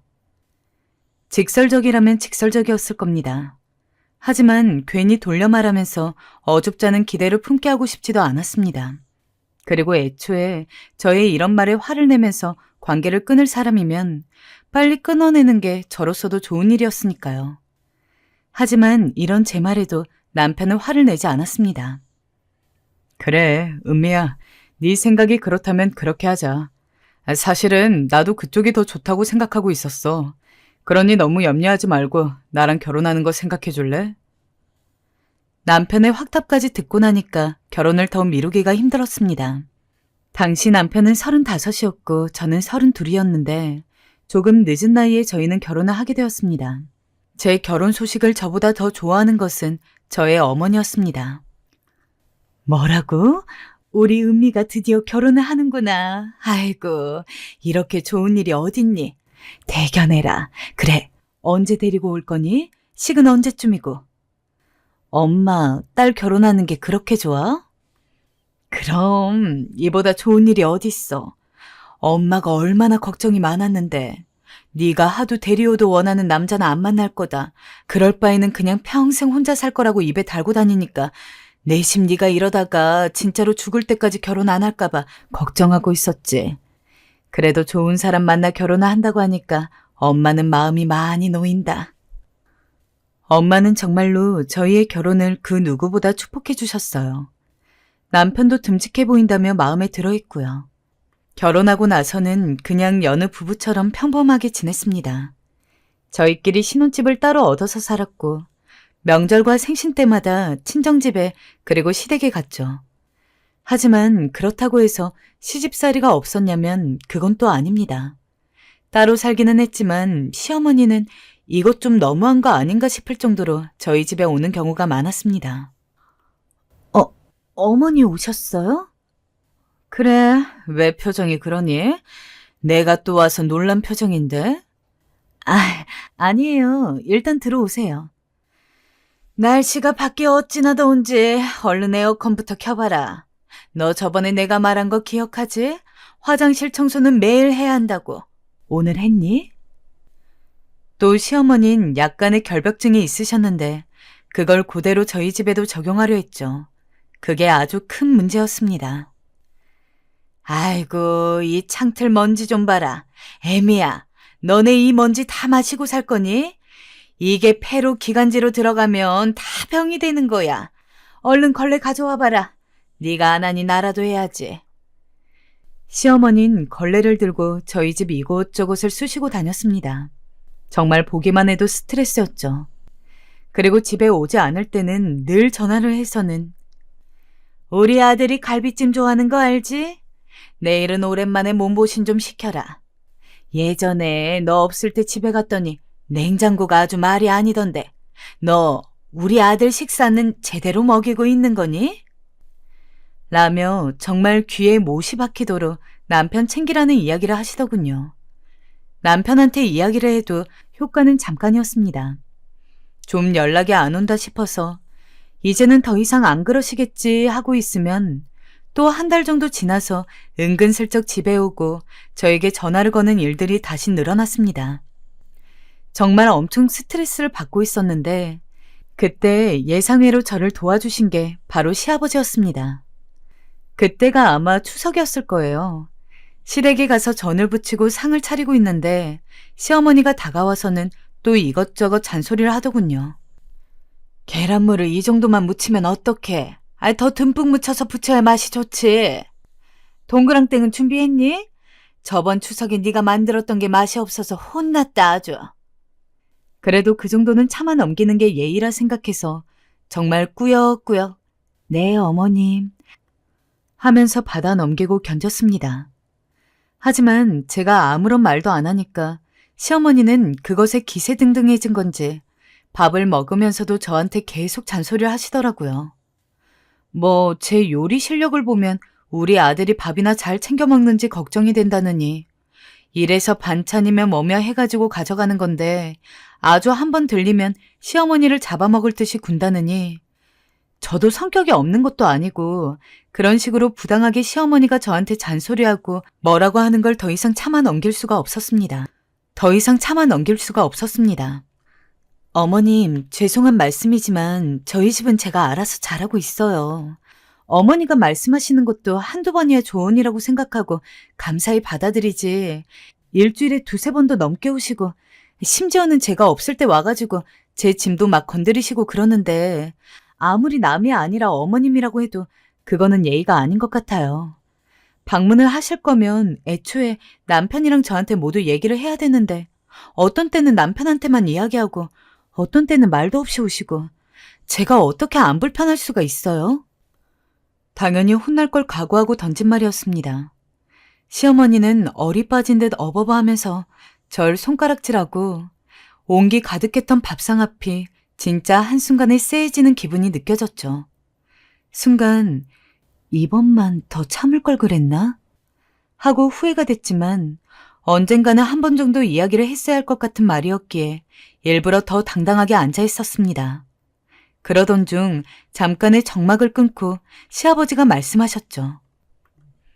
당신 요새 뻔질나게 밖을 들락날락 거린다 했더니 잘 살고 있는 애들 집에 갔다 온 거였어? 내가 그런 것 좀 하지 말랬잖아. 며느리가 얼마나 불편하면 이 자리에서 이런 얘기까지 하겠어. 그리고 뭐 일주일에 두세 번? 아니 거길 당신이 그렇게 많이 갈 이유가 대체 뭐야? 앞으로는 절대 가지 마. 미안하다 아가야. 나한테 들켰으면 내가 지인즉하지 말라고 했을 텐데 앞으로 내가 못 가게 단단히 단속하마. 뭐라고요? 당신 지금 내 앞에서 며느리 편드는 거예요? 애가 대체 살림을 어떻게 하고 사는지 당신이 알아요? 창틀에 먼지도 한가득이고 화장실에도 물때가 있고 난 그런 거 못 본다고요. 왜 애들 사는 집을 당신이 신경 써? 당신은 당신 집이나 신경 쓰면 되지. 그리고 저번에 내가 말했잖아. 첫째 며느리한테도 괜히 시집살이 시키지 말라고. 이번엔 이게 둘째로 옮겨간 거야? 허튼 생각하지 말고 앞으로 들락거리는 거 내 눈에 보이기만 해봐. 알았어? 남편에게는 먼저 결혼한 형이 하나 있었는데 알고 보니 남편이 저와 결혼하기 전에는 시어머니가 형네 집에 들락거리며 저한테 하는 것과 똑같이 그쪽 며느리에게 뭐라고 했나 봅니다. 그걸 알게 된 시아버지가 길길이 날뛰어서 시어머니는 더 이상 이전처럼 잔소리를 하거나 시집살이를 시키진 못했는데 마침 제가 남편과 결혼을 했으니 옳다구나 하고 그 모든 것들이 저에게 집중이 된 것이었어요. 시아버지가 음성을 높이니 시어머니는 꿀먹은 벙어리가 돼서 아무 말도 못하고 있었습니다. 아버지, 그 정도만 하세요. 라고 남편이 조용히 이야기를 했으나 시아버지는 오히려 너는 너네 엄마가 그런 줄 알았으면 네 아내 생각해서라도 먼저 나서서 그러지 좀 말라고 해야 되는 거 아니야? 남편이 돼가지고 아내가 의지도 못하겠다. 오히려 너보다는 네 아내가 더 강단이 있어 보이네. 앞으로 또 네 엄마가 그러는데 너 제대로 못 말리면 그때는 내가 가만히 안 있을 줄 알아라. 라며 제 편을 들어줬습니다. 얼마나 어깨가 으쓱거리는지 밥 먹는 내내 기쁨의 웃음 때문에 광대가 올라가서 참느라 죽는 줄 알았습니다. 그에 반해 시어머니와 남편은 잔뜩 풀이 죽은 얼굴이었고요. 식사를 다 하고 상을 치우면서 슬쩍 시아버지에게 다가가 감사하다고 하니까 시아버지는 제 어깨를 툭툭 두드리면서 앞으로 또 이런 일 있으면 그때는 나한테 이야기해라. 내가 다 막아줄 테니까. 라며 다시 한번 위로해 주었습니다. 그나마 시댁 식구들 만나는 게 아주 힘들지 않았던 이유는 전부 시아버지가 있었기 때문입니다. 정말로 시아버지가 아니었으면 시어머니의 그 집착에 가까운 시집살이를 어떻게 견뎠을지. 아마 제 성질을 못 이겨서 결국 남편이랑 이혼하는 것까지 고려해봤을 것 같습니다. 아무튼 그날 이후 시어머니는 절대 이전과 같은 간섭을 제게 하지 않았습니다. 덕분에 저의 결혼 생활은 그 어느 때보다도 평온했죠. 오로지 남편과 저, 그리고 이후 나온 자식만 생각하면 되니까 사는 게 힘들어도 그럭저럭 버틸만 했습니다. 언제는 아버님의 손을 꼭 잡고 이렇게 말씀드린 적도 있죠. 아버님, 감사해요. 제가 아버님 덕분에 많이 편해졌어요. 아시죠? 됐다. 그런 걸 가지고 뭐 고마워하기는. 네 시애미가 좀 유별난 구석이 있긴 해도 마음이 못된 사람은 아니야. 말이 좀 뾰족해서 그렇지. 네가 그런 점들은 너그러이 이해해줘라. 네, 알겠어요, 아버님. 하지만 어느 날 너무도 충격적인 소식을 알게 되었죠. 바로 시아버님이 돌아가셨다는 이야기였습니다. 암으로 투병을 하고 계시긴 했어도 설사 이렇게 빨리 가실 줄은 상상도 못했던 터라 얼마나 가슴이 아프던지 저는 거의 오열을 하다시피 병원으로 향했어요. 우리 아가 잘 살아야 한다. 항상 사랑한다. 알지? 아버님. 아버님은 힘없이 제 손을 잡으시며 저 말 한마디 하시고 세상을 떠나셨어요. 아무리 시부모 간섭 없이 부부끼리의 삶을 추구하는 저일지라도 시아버지가 돌아가셨을 때만큼은 정말 펑펑 울었던 것 같습니다. 20년 넘게 결혼 생활을 지속하면서 때로는 남편보다 더 제 편이 되어주었던 분이 바로 시아버지였으니까요. 너무 갑작스럽게 돌아가신지라 마음의 준비를 할 시간도 없었습니다. 1년에 두세 번 정도만 얼굴을 보는 것이 다였는데 정말 이럴 줄 알았으면 적어도 시아버지만큼은 직접 시간을 내서 한 번 만나가지고 며느리로서 식사라도 대접할 걸. 후회가 너무도 짙었지만 이미 돌아가신 시아버지를 앞에 두고 제가 할 수 있는 일 없었습니다. 그리고 시아버지가 돌아가신 이후 남편은 시어머니와 자주 대화를 하는지 종종 저에게 시어머니에 대해서 이야기를 하고는 했습니다. 엄마가 아빠 돌아가시고 너무 힘들어하시는 것 같더라. 요즘 밥도 잘 안 먹으시는 것 같고 밤에 잠이 안 오신다네. 일을 어떻게 하면 좋지?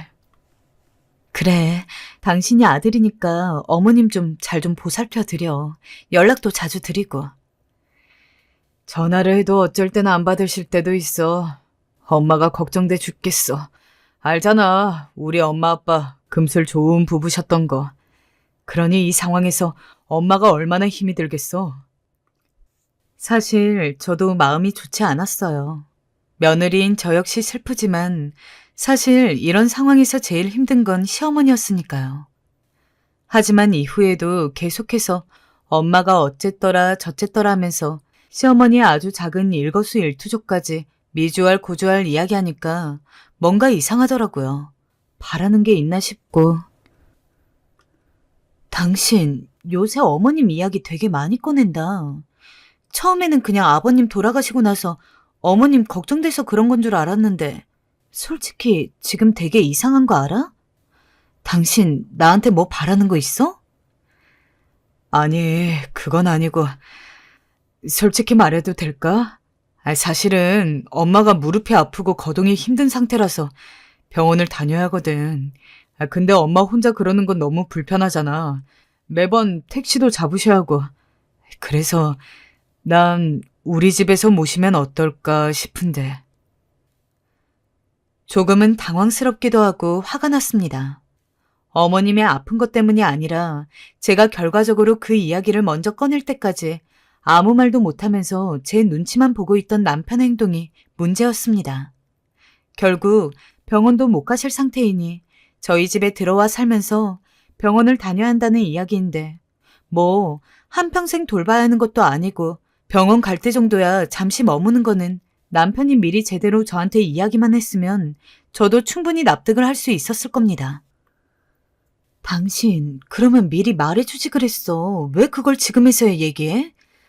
알겠어. 그럼 병원 다니실 때는 오시라고 해. 대신 병원 다니고 나으시면 바로 댁으로 돌아가시는 게 조건이야. 그 조건 지켜줄 거지? 그렇게 할게. 그래도 시아버지가 한번 크게 이야기를 한 이후로 시어머니도 더 이상 저한테 불필요한 연락을 하지 않으셨고, 저도 딱 명절이랑 생신 때만 얼굴을 보니까 예전만큼 시어머니가 밉거나 그렇게 힘들지도 않았습니다. 그리고 어차피 병원 갈 때만 잠시 있는 거니 그렇게 오래 계시지도 않을 거라는 생각에 남편한테 흔쾌히 시어머니 모시고 오라고 했습니다. 약 반년 정도 못 본 건데 그 사이에 시어머니는 확실히 많이 아파 보이셨습니다. 걷는 것도 절뚝거려서 저나 남편이 옆에서 부축을 하지 않으면 굉장히 불안했고, 계단을 오르내리는 것도 하나 올라가는데 몇 분을 쉬시는지, 애초에 몸이 안 좋으시다는 이야기를 전해 듣고서 오시라고 한 거지만 실제로 보니까 제 생각보다 훨씬 더 힘들어 보이셨습니다. 어머님, 오늘은 저랑 같이 병원 가요. 어머님, 이거 도가니국인데 무릎에 좋대요. 한 숟갈이라도 떠보세요. 제가 마사지 해드릴 테니 다리 한번 쫙 펴보시겠어요? 네, 그렇게요. 잠시만 이대로 있으세요. 몸도 아프신데 시아버지 돌아가신 것 때문에 많이 힘드실 것 같아서 그래도 이럴 때만큼은 며느리 노릇을 해야겠다 싶어서 제가 먼저 자진해서 어머니를 모시고 병원에 가기도 하고 그랬습니다. 관절염이 심해진 상황이라고 해서 무릎에 좋은 도가니국을 잔뜩 끓여서 드리기도 하고 마사지기며 뭐며 집안에 온통 시어머니에게 좋은 것들만 잔뜩 사두었습니다. 당연히 선의로한 행동이었습니다. 하지만 몇 달 동안 병원을 다니면서 확실히 처음보다 나아진 시어머니는 그 이후로도 차일피일 온갖 이유를 대며 집에 가는 것을 미루더니 이제는 아예 눌러앉으시고 말았습니다. 병원도 안 가고 그냥 집에만 계시더라고요. 어머니한테 집에 와도 된다고 말씀을 드린 건 오래 있지 않을 거라고 생각했기 때문이었습니다. 근데 하는 행동을 보면 오래 있고 짧게 있고의 문제가 아니라 아예 평생 저희랑 이렇게 사실 것처럼 구는데 저는 죽어도 평생 모시고 살 자신 없었거든요. 심지어 시어머니 행동이 정말 가관이었습니다. 예, 너 잠깐 일로 와봐라. 아휴, 내가 안 하려 했는데 집고를 왜 아직도 이러고 하고 사는 거냐? 넌 몇십 년 집안일 했으면서 아직도 이게 안 되니? 내가 네 시아버지 있을 적엔 어쩔 수 없이 손을 안 댔는데 여기 며칠 있으면서 보니까 아주 집 상태가 아니, 개판이다, 개판. 이런 개판 5분 전 집구석에서 어찌 사는 게야? 응? 너 어디 할 말 있으면 좀 해봐라. 그리고 어제 보니까 우리 철용이한테 밥 안 차려주고 혼자 차려먹게 하던데. 너 원래 나 없을 때도 그러고 살았니?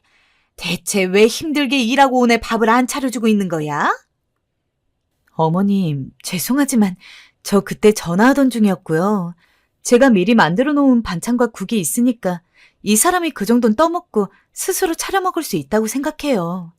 저희 그렇게 살아온 거 맞고요. 그리고 자꾸 개판개판 거리시는데 저 나름대로 매일 쓸고 닦고 하면서 집 정리해요.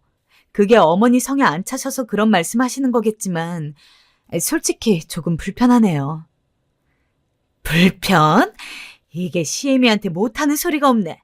네 시아버지가 널 아주 오냐오냐 해주니까 그 뒤에 숨어서 편했지?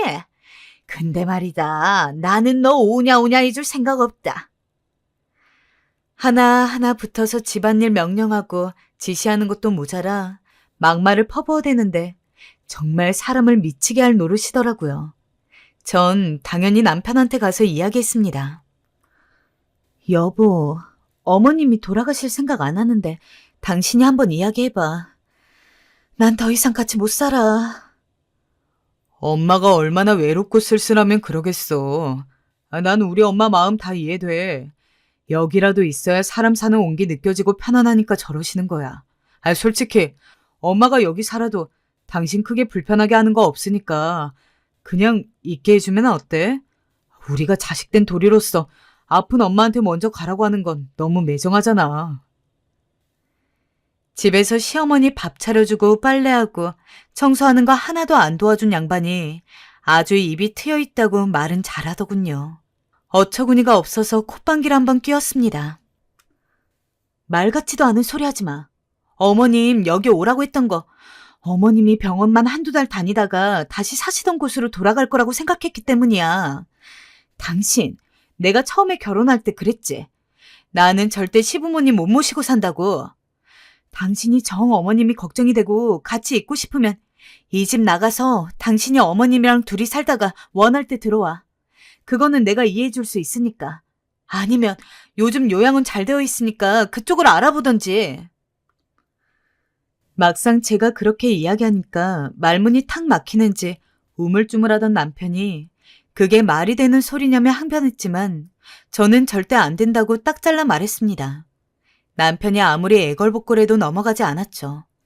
친구한테 이 이야기를 했는데 한 친구는 제가 똑부러지다고 그러는데 한 친구는 그래도 가족이 됐는데 너무 매정하다고 그러더라고요. 내심 그 말을 듣고 나니 정말 세상 제일 나쁜 며느리가 된 것 같아 억울하고 그랬어요. 결국 남편이 말해 어머님이 다시 집으로 돌아가셨는데 남편이 시위라도 하는지 그 이후로 맨날 술만 먹고 들어오기 시작했어요. 넌 참 매정하고 이기적이다. 어떻게 우리 엄마를 집에 그대로 보낼 생각을 하냐? 네가 우리 엄마를 버린 거야. 너 우리 엄마 거기서 고독사라도 하면 어쩔래? 너가 책임질래?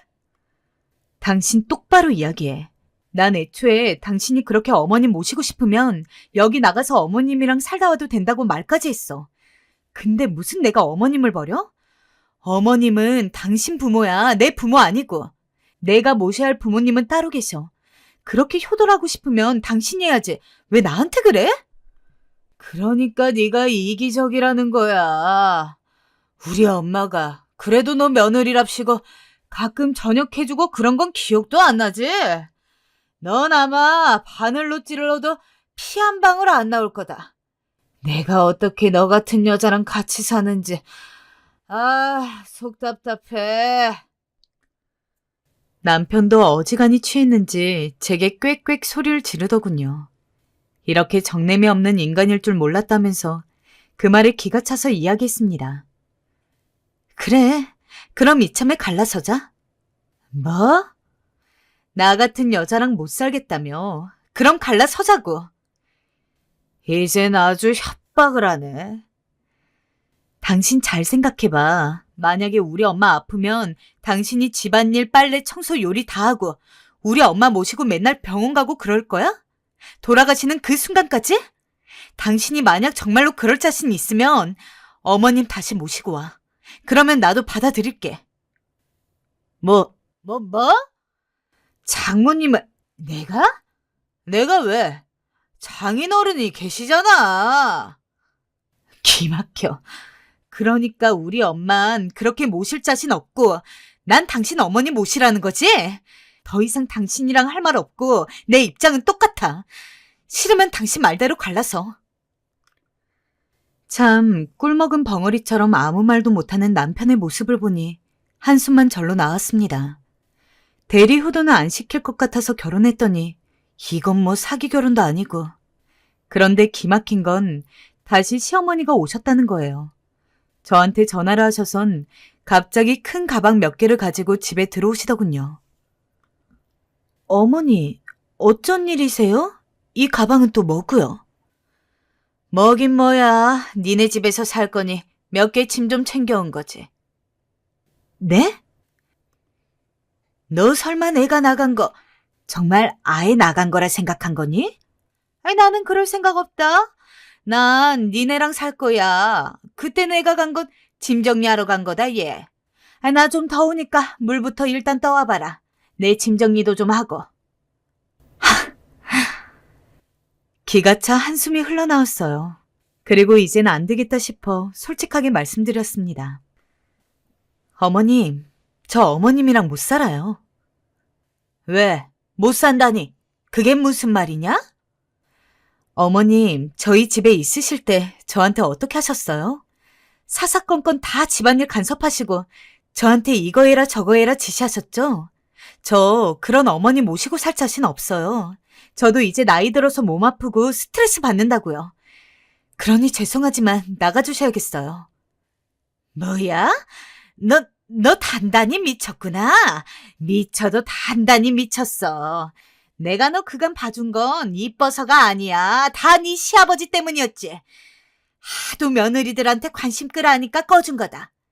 근데 대체 네 시아버지도 없는 마당에 뭘 믿고 그러는 거냐? 너 어디 감히 시애미한테 말을 그따위로 해? 너 이러는 거 사돈도 아시니?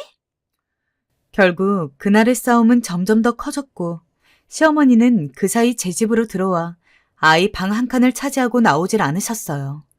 그리고 그날 밤 남편이 들어왔을 때 시어머니가 쪼르르 나와선 남편 다리를 붙잡고 엉엉 울었습니다. 나 정말 속상해 죽겠다. 이래서 늙으면 죽어야 하나 보다. 죽어야 해. 네? 엄마, 진정하고 말씀해봐요. 무슨 일이에요? 여보, 우리 엄마 왜 이래? 아, 글쎄 얘가 나한테 뭐라 하는지 아니? 나 못 모시고 산댄다. 나 같은 시어머니 트세다고 기세다고 죽어도 못 모시고 산대. 내가 뭐 그리 몹쓸 짓을 했니? 지난 몇십 년간 니들이 필요한 거 다 해주고 베푼 죄밖에 없는데. 아이고. 말도 안 나오더군요. 거진 눈물 흘려가며 남편 붙잡고 저러시는데 무슨 연극 보는 줄 알았습니다. 전 더 그 꼴 보기 싫어 그냥 밖으로 나가버리려 했어요. 근데 그때 갑자기 남편 눈빛이 돌변하더니 절 콱 붙잡더라고요. 어디가 당신? 우리 엄마한테 저렇게 말한 거 사실이야? 사실이냐고? 남편은 악에 바친 듯한 얼굴로 제게 소리를 질러댔고 순간 그 모습이 우습게 느껴지기까지 했어요. 사실이면 어쩔래? 근데 제 말이 끝나자마자 갑자기 볼이 확 달아오르더군요. 네, 바로 남편이 제 얼굴에 손을 댄 겁니다. 저도 놀라고 시어머니도 놀라고 남편마저 자신이 순간적으로 저지른 행동에 놀란 듯 했습니다. 이게 도대체 무슨 일인지. 결혼 생활 내내 말싸움은 있었지만 이런 식으로 절 때린 건 처음 있는 일이었어요. 순간 맞은 것에 대한 고통보다 분노와 모멸감이 먼저 차오르기 시작했어요. 내 앞에 있는 이 인간을 용서할 수 없겠더라고요. 전 곧바로 남편의 머리채를 붙잡았고 미친 듯이 뒤흔들었습니다. 시어머니는 또 자기 자식 머리채 잡히는 게 싫었는지 제 손을 입으로 물고 손으로 때리고 난장판도 이런 난장판이 없었죠. 그날 이후 전 남편과 냉전을 겪었어요. 서로 필요한 이야기는 했지만 예전처럼 쉬는 날에 같이 붙어 앉아서 떠든다거나 그런 일은 한 번도 없었어요. 남편은 제게 용서를 빌었지만 전 넘어가지지 않더라고요. 시어머니로부터 시작된 갈등이긴 했지만 제 얼굴에 손댄 건 도저히 넘어갈 수가 없었어요. 다음에 이런 일이 또 없을 거란 보장도 없고요. 하지만 저 역시 막상 이혼을 하자니 마음이 캄캄한 건 어쩔 수 없더군요. 여보, 다시 생각해보자. 응? 나 이제부터 당신 얼굴에 손대고 그럴 일 없을 거야. 맹세해. 이런 남편의 말을 그대로 들어주고 싶기도 했고요. 그런데 여기서 결정적으로 시어머니가 등장하시더군요. 시어머니는 이 모든 일을 겪고 제가 이혼 생각을 한다고 하니까 불현듯 제 방문을 열고 들어오시더니 예, 너 우리 아들이랑 이혼한다며? 그래, 잘 생각했다. 나도 우리 아들이 너무 고생하는 것 같아서 언제고 내가 니네 둘 갈라서게 하려 했는데 네가 그리 해주니 고맙구나. 이왕이면 얼른 이혼하고 따로 떨어져 살아라. 기생충같이 우리 집안에 들어와 남편 등골만 휘게 만드는 여잔 차라리 없는 게 나으니까. 마지막 말은 정말 말 그대로 충격적이었습니다. 표독스런 얼굴에 독이 잔뜩 올라 저렇게 말하시는 시어머니. 여러분은 두고 보실 수 있나요? 전 그러지 못했습니다. 그냥 서둘러 하루빨리 인연 끊어야겠다는 생각이 들더군요. 더군다나 남편은 시어머니가 제게 이런 말을 한 걸 알면서도 시어머니 편을 들 뿐 제게 사과조차 하지 않았습니다. 그런 남편의 태도에 너무 실망해 결국 이혼을 결정했고 지금 남편과 이혼하고 혼자 살고 있습니다. 그런데 며칠 전 시어머니에게서 연락이 한 통 왔더라고요. 기가 막혀 여러분들에게 좀 알려드리고 합니다. 며느라, 내가 잘못했다. 나 병원도 다시 다녀야 하는데 같이 가줄 사람이 없구나. 내가 늙은 나이에 그만 너한테 못할 말, 해서는 안 될 말 다 해버렸다. 미안하다. 날 용서하고 다시 집에 들어와 줄 순 없겠니? 언뜻 보면 사과 문자인 듯하지만 그냥 결국 병원 같이 가줄 사람이 필요해 저한테 연락하신 거였어요. 전 바로 거기에 답장해드렸어요. 저 이제 어머니 며느리 아닙니다. 다른 곳에서 사람 찾으세요. 라고요. 아마도 전 남편이 제대로 어머니를 돌보지 않은 모양입니다. 자기 엄마 하면서 끔찍하게 생각하더니 모시는 건 왜 안 모시는 건지 웃기더라고요. 아무튼 여러분, 전 아픈 시어머니 버린 쓰레기지만 그래도 행복합니다. 마음이 우선 편하고 숨 쉬며 사는 것 같거든요. 여러분께서도 지나치게 시어머니 눈치 보시지 마시고 할 말 다 하며 사시기 바랍니다. 무엇보다 우리 며느리들 정신건강이 최고 아니겠어요? 지금까지 사연 들어주셔서 감사합니다.